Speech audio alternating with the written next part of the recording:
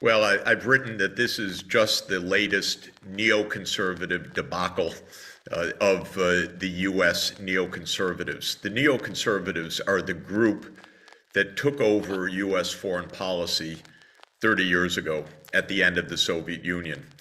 This neoconservative group said, oh, okay, our rival is gone. We now are the sole superpower. We run the world. We are the hegemon, to use the term that the international relations types use, Yeah. or as the military in the US says, we have full spectrum dominance. Now, the idea was 30 years ago already, we can basically do what we want. And they have tried in Iraq, they have tried in Syria, they have tried in Libya, they have tried in Afghanistan. And what they've tried to do is to say the US runs the show. It fails all the time. When it comes to this war in Ukraine, this has been brewing for 3 decades as well, because the terms of Gorbachev ending the Soviet Warsaw Pact military alliance was that NATO would not take advantage of that, but would also stay where it was. The phrase that was used to Gorbachev was, NATO will not move 1 inch to the east. Of course, as soon as the Soviet Union ended, the United States neocons said, we can do what we want. We don't have to honor any agreement. And they started NATO enlargement. First to Central Europe, probably acceptable and understandable, though a lie. I wouldn't have done it. But to Poland, Hungary, Czech Republic, these were countries that had been dominated by the Soviet Union. They're not close to Russia. They weren't any direct threat to Russia to have them as part of NATO. But then, starting in the 2000s with George W. Bush Jr., who really was the neocon administration par excellence, with Cheney as his vice president, the one who made the Iraq War, for example, they enlarged NATO to 7 more countries: Romania, Bulgaria, Lithuania, Estonia, Latvia, Slovakia, and Slovenia. Now, that's coming pretty close to Russia, and Russia kept saying, don't do this. It's provocative. You told us you never would. You're getting to our borders. You're threatening our security. And then in 2008, George Bush actually did the horror, though privately, of the Europeans, said, we're going to expand NATO to Ukraine and to Georgia. Now, if you look at a map, and I hope your listeners do look at a map, if the NATO alliance expanded to Georgia and Ukraine, the idea was and would be to encircle Russia in the Black Sea, because you'd have NATO in Ukraine, Romania, Bulgaria, Turkey, and Georgia. You'd actually encircle the Russian naval fleet, and as U.S.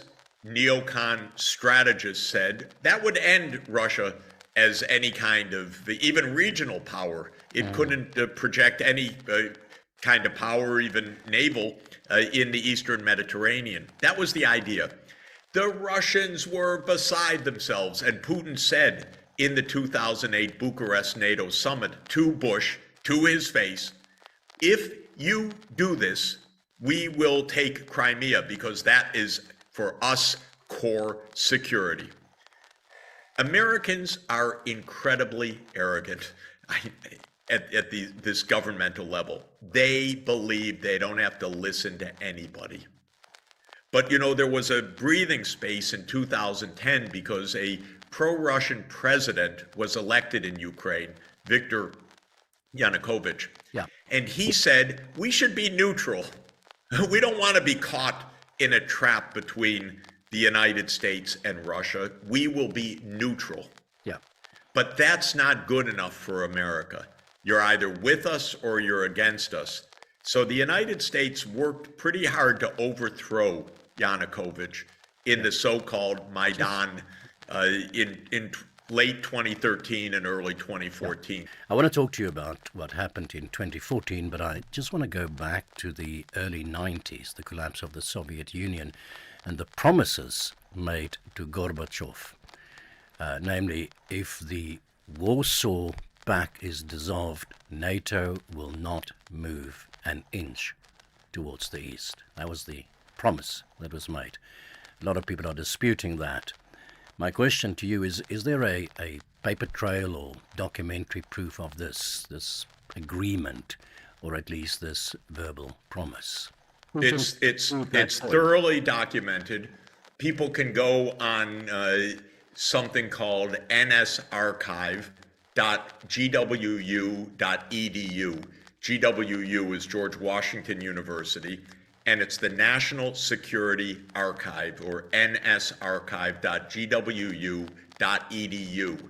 And the title of the folder is NATO Expansion, What Gorbachev Heard. It was a very extensive amount of diplomacy that was used by Hans Dietrich Genscher, Chancellor Helmut Kohl, James Baker III, the U.S. Secretary of State, to convince Gorbachev to go along with German reunification.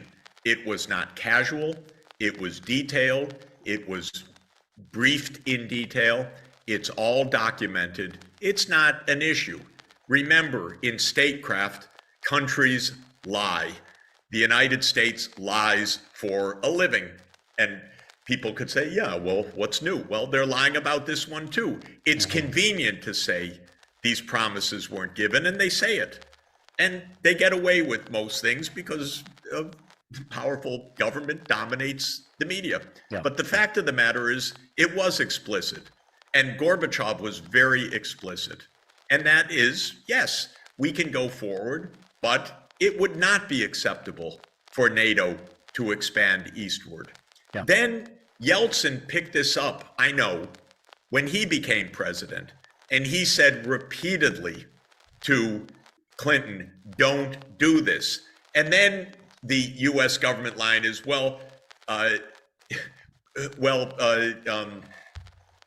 Yeltsin accepted it. What does it mean accepted? What he quote accepted is that Clinton said it's going to happen whether you want it to happen or not. That's what he accepted. He didn't say, oh, that's fine, I understand your point of view. He was given a fait accompli. And then when Putin became president at the end of the 1990s, he specifically, vociferously objected. And in a famous speech that he gave at the Munich Security Conference in 2007, he explained, do not do this. Yeah. Do not come closer. And in 2008, very interestingly, at the Bucharest summit, European leaders said to me personally how bad an idea this is. But, you know, when you have a dominant power like the United States, these leaders don't speak publicly. Yeah. They do not talk against the United States. They fear they will get punished one way or another. Yeah. One European leader said they treat us like children, told me personally. Yeah. I hear a lot, I see a lot. I know these people personally. I'm just not happy with the U.S. dominating the narrative when it is so dangerous, this misunderstanding. Professor Sachs, what about the argument that NATO's presence in Eastern Europe ought not to be seen as a threat, as if we in the West gets to decide what might or might not be viewed as a threat by the Russians? NATO is not a threat. NATO is a defense alliance, and countries have the right to decide if they wish to join NATO. So if Ukraine wants to, they have the right to join NATO. Well, I'd say a couple of things. First, to go back to the Maidan, which is the public square where the protests took place against Yanukovych, I know, by the way, with my own experience, the U.S. was deeply implicated in the overthrow of the pro-Russian president. Yep. And in fact, we had politicians like John McCain go and speak to the protesters. And I've tried to say to the Americans, what would it be like if on January 6th, 2021, our insurrection, you had Chinese politicians coming encouraging the protesters to go protest and overthrow the government. But that's exactly what we did. That's all on tape. That's not even disputed. I know that behind the scenes, there were all the machinations because basically the U.S. has an apparatus through the National Endowment of Democracy, through a network of so-called NGOs, and through covert operations of the U.S. to try to twist politics in other countries to U.S. bidding. Yeah. Of course, we're horrified if any other country is engaged in ours. But this is normal business for the United States, and it's obnoxious, by the way, because what are U.S. senators speaking to the protesters doing? The moment that Yanukovych was overthrown, then the U.S. recognized the next pro-Western government, and all of the talk of neutrality was thrown aside. Suddenly it was all, we want to be part of NATO. Well, what do you know? And then, as Putin had said, if you go forward this way, I need to take back Crimea because that is absolutely core national security. And he did. Then the United States poured in for 7 years heavy NATO weaponry, which is why the Ukrainians are fighting so effectively right now, because the U.S. has been funding and advising and providing intelligence to the Ukrainian military for 7 years. This is a proxy war between the United States and Russia. The Ukrainians are dying, but it's the U.S. weaponry and it's the U.S. intelligence and it's the U.S. operations, it's the U.S. funding that is at the essence of this war. And at the end of 2021, the off-ramp was obvious.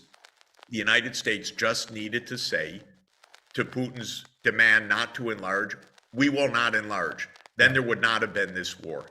And I called the White House and I said, please negotiate. The White House said, no, this is Ukraine's right.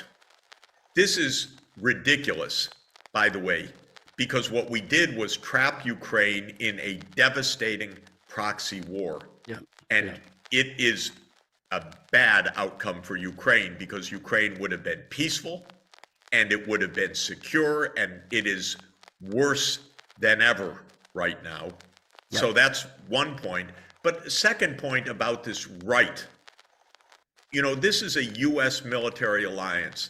It is not a defensive alliance. It is a military alliance. It's often offensive. It bombed Belgrade for 41 days in 1999. It overthrew Muammar Gaddafi in 2011. It did the U.S. bidding in Afghanistan from 2005 to 2020. What's defensive about this? It doesn't operate under the UN Charter. It is a U.S. military alliance, which Russia does not want on its 1,000, I think it's 600 kilometer border with Ukraine, and I don't blame them. And I find it absolutely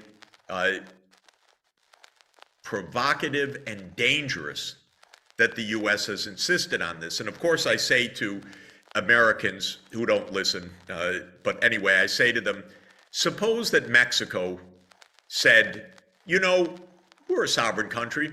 We want to have a military alliance with China because we're not so happy about the way the U.S. proceeds with its war on drugs or anything else or the refugee problem. So we're going to have a military alliance with China. And you think the United States would say, yeah, that's great. You're a sovereign country. We're so happy for you. Congratulations. The U.S. would invade in a nanosecond. And by the way, when Fidel Castro tried that in 1960, 61, the U.S. invaded. So, and the U.S. announced in 1823 the Monroe Declaration. It said to the Europeans, you keep out of the Americas. It didn't say, these are sovereign countries. They can decide anything they want. It said, point blank, this is our backyard. You keep out of the Americas. Okay, so I'm completely annoyed. And the reason I'm annoyed is that people are dying massively in Ukraine. and we're escalating towards nuclear war, and we're being fed nonsense by the Western media, which basically is regurgitating what the US government is saying.